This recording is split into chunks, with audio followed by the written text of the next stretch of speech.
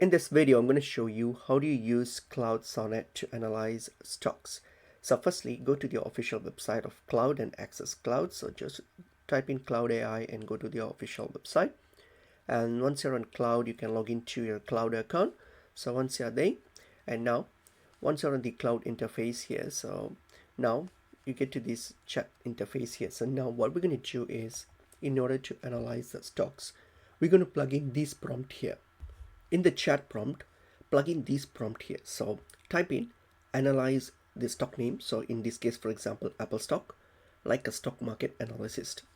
You're going to include the company overview, the fundamentals like revenue, profits, debt, all those details, recent news impact on the stock, simple technical trend, any risk, opportunities, and a final verdict, whether it's neutral, bearish, how is it, and finish with a small markdown table of key metrics, summarizing the key metrics for you to read out, and also keep everything simple and beginner friendly. Okay, so this is the sample prompt that you can use, and feel free to check this prompt if you want to add any more details or remove such details, but this is like a standard one that you can use, and you can change the stock name according to whichever stock that you want to, and then hit on this submit button here.